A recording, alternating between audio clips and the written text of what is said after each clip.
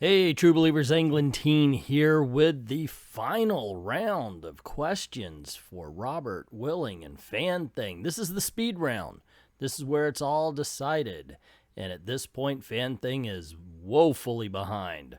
But there's 4 questions ahead, one of them being, who is your best first comic book crush? I hope you enjoy, so kick back, relax, and let's get this party started. I'll ask a question. The first one to speak answers first. You only have 20 seconds to come up with an answer. If one of you doesn't come up with an answer in 20 seconds, it's an automatic forfeit. Okay. Yep. All righty. Are you ready? Yep. Ready? Name the best comic creator that has had the biggest fall from grace. Frank Miller. Frank Miller, because he reached so high. Wait. Sorry. Fan Thing? Steve Rude. Frank Miller, Robert Willing, Steve Rude from Fan Thing. As soon as you start talking, Rob, time is on the clock. All right. Frank Miller, because he reached so much high with Daredevil and Batman and Dark Knight Returns. And then afterwards, Dark Knight Strikes Again, Holy Terror, completely downhill from there. Okay, am I supposed to go or is he done? Time. Okay, now you got 15 seconds, so you might want to fill those seconds. But Fan Thing, whenever you start talking, go. Sure. Steve Rude created a number of iconic characters in independent comics, such as Nexus and others, and did art for Badger and Mike Baron. He was able to do, both Marvel and DC, some of the biggest characters and recreate additional classic stuff. He was classically trained, but then he had an entirely complete breakdown. Time. And there's even an entire documentary about his breakdown. Time still. Okay, yeah. All righty. You get a rebuttal, Rob?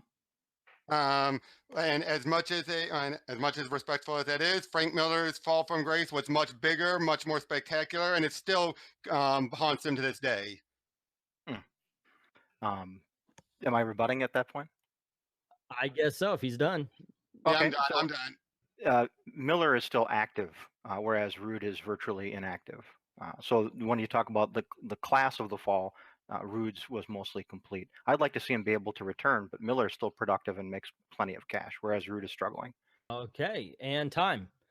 All righty. So since I was keeping time, it's going to be judged from Anya, Dalton, and then the comment section. So Anya, what did you think of the arguments? Who made a stronger argument? Okay, well, Fan Thing did make the argument that his guy isn't producing anymore, and whereas Frank Miller is still producing.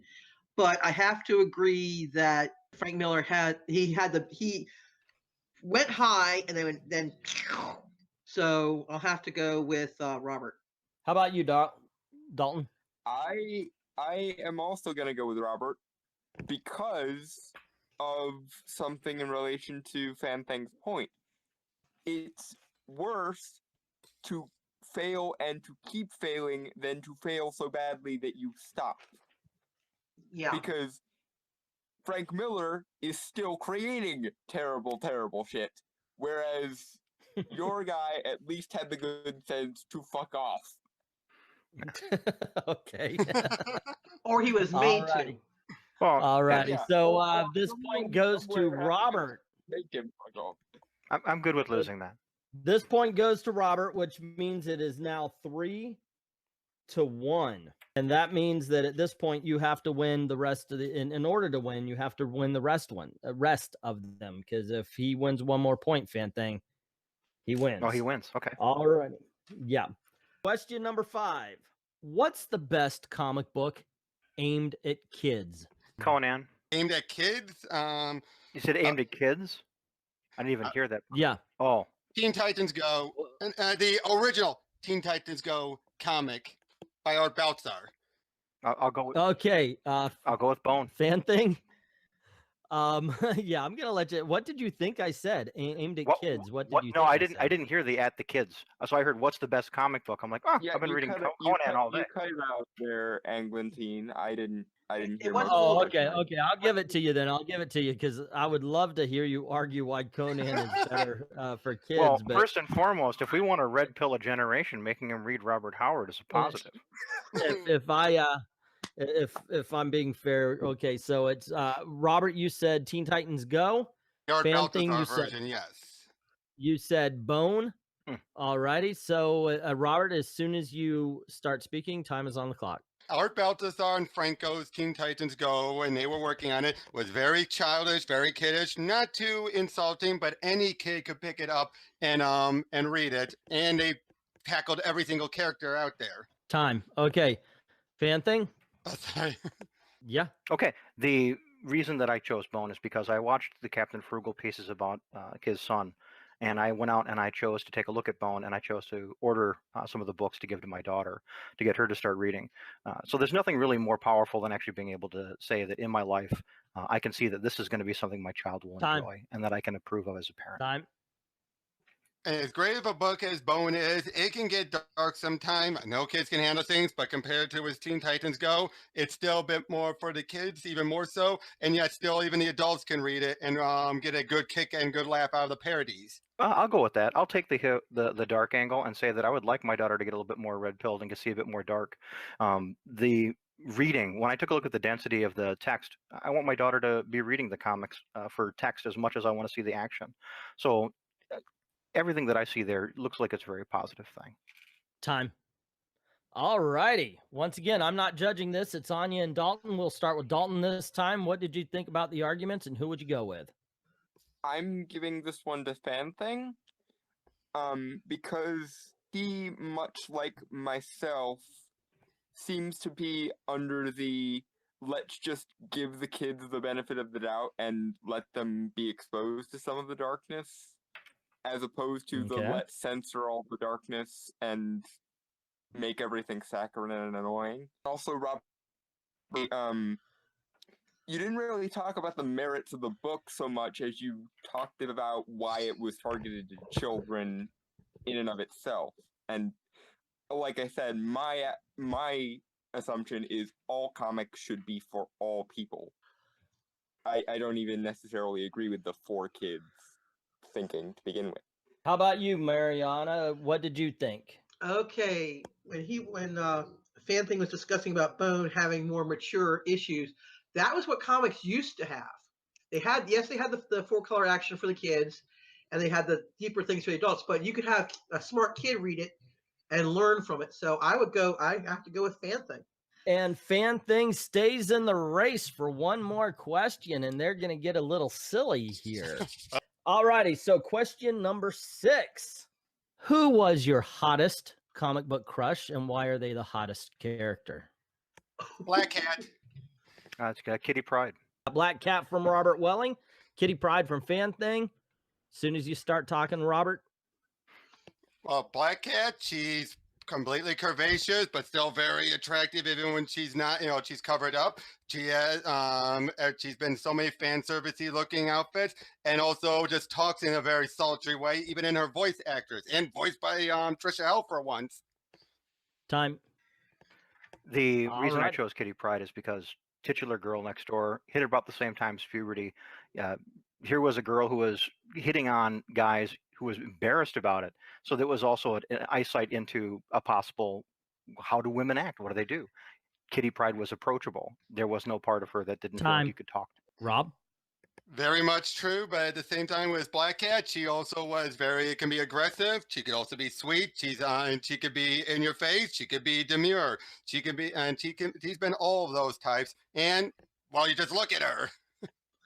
So the main thing that I would push back with is, if what you want is, Stripperella as the person that you have your first crush on, that makes sense. I had Playboys when I was a kid, but I was looking at someone who was relatable directly to me that seemed at that same level of my age at that time. Oh, look, there's a character that I could. All righty.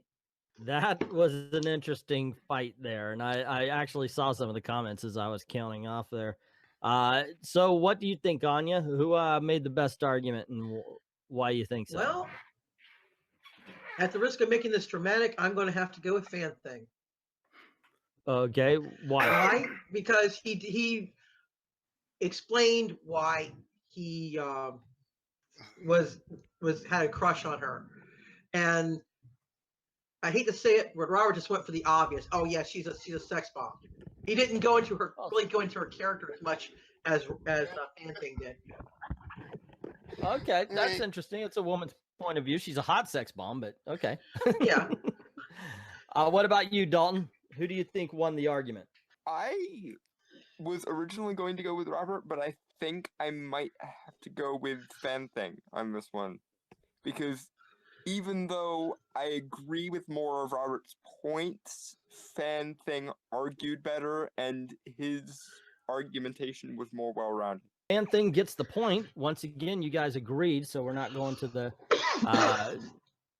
the comments for judging, but we'll find out what they have to say. I love Black Cat, but he made some good points about Kitty Pryde. Kitty Pryde. Robert was all about the boobs. Talia Al Ghul. We have Fan Thing. How do you feel about her in the current run, Fan Thing? You know, the whole commit to, DNC says it pretty good. Commit to the bit. If you're going to turn her into a man, turn her into a man. Okay. There's that feminine power that's trying to be expressed in the comics currently is really just a masculinized female, and it's not unique or special, and it's unattractive to look at. And it's Anya, not you can inspiring tell to me if I'm wrong, but it seems, yeah, it seems like it's insulting because they're saying that if a character's got to be strong, they have to be a man. Yeah, it's not inspiring. It wouldn't be inspiring to me if I was growing up and looking at that. It's not inspiring to me now because I grew up with strong women looking like Wasp, Scarlet Witch. They had the curves, but they weren't just there for eye candy. They actually were strong characters. We have managed once again to make it to 7 questions. The 7th question, ladies and gentlemen. What's the best comic book sound effect? Zoom. Pow. Okay, so we have Fan Thing starting with Zoom, and we have Zoom. Robert Obviously goes all the way back to everything from Flash Gordon and early Superman. The Zoom, the sounds of automobiles, cars, rocket ships, the sounds of some laser beam and weapons. It's one of those things you've seen everywhere. It's been used as children's television show names for active kids running around. I have no more. And time. Well, Pow, whenever people think Biff Bam Pow from Batman, from the Batman Anime series, or they think of a punch, they always think Pow, and it's always in your face usually when it has the big sound effect. When people think Pow, they're usually thinking punch. Yeah, and when Flash runs away, he zooms away so that you can't pow him. Time. Now you start again, Fan Thing. Oh, sorry. Yeah, and then cars zoom away from getting powed. The Flash zooms away from getting powed. I don't have a whole lot. I'm at the end of my powers. Well, people think about Zoom. When people think Zoom, and that's kind of generic, but sorry, was that supposed to be me rebuttaling back, or you're doing it right now? Let me tell you, but with POW, everyone thinks comic book POWs. Everyone keeps on thinking about it. Zoom is kind of a generic in more these days. And time. But it's so different. Yep. All righty. I was actually surprised. I saw in the comments, Thwip, Snicked, Bamf. I would go with Snicked myself. Yeah, nobody did. Yeah, other things than you guys. I was actually surprised you went with the more generic terms. But anyway, Anya, what did you think? Who made the best argument for their answer? That's tricky because they both had good arguments as to why theirs is better. But yeah, Fan Thing came out on top. He says, "Yeah, you can pound me, but I can zoom away from you." So he topped it. Yeah, I agree. I think Fan Thing might have pulled out a stealth victory at the end here. He pulled out a Snicked. Yeah, because I just wanted to zoom ahead. Yeah. Although I will mention that I was surprised that Fan Thing didn't attack Robert on POW being so over the top. Mm-hmm. We're talking, which is more subtle. Okay, yeah. I gotta say, I did like the fact that you took it historical. See, I was thinking Thwip or Bamf or something that's been made character specific, but you took this historical and you were like, this has been around since Flash Gordon. And I thought, that will always win you points in my book whenever you go historical on shit. Then I love the fact that he said POW is actually character specific if you go with a TV show Batman, because I mean, you know, you do get it. You get that big sign, pow. So I kind of like that. But you two voted fan thing. You pulled it off. You got the last 3 points and ended up Well, I winning can- the game. Fan thing. They all were close. They all were close. So it wasn't like Oh, that was a great battle. No, They were- it wasn't. they It were no wasn't clear a. winner. It wasn't a stealth. It wasn't like a massive turnaround. It was more just.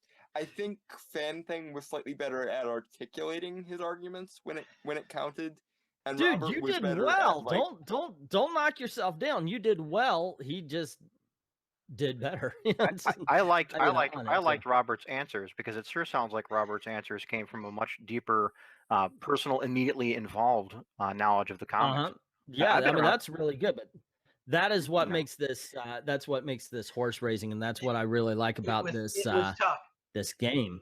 So there you go, gang. Those were the questions. Those were the answers. Where do you think they got it wrong? Where do you think they got it right? Let us know in the comments below, and don't forget to click like, share, of course, subscribe, hit that notification bell, and make sure that your notifications are on all so you don't miss anything. Cool things happen around these parts. And if you don't mind helping out the channel, going over to Patreon or to Ko-Fi, links in the description below.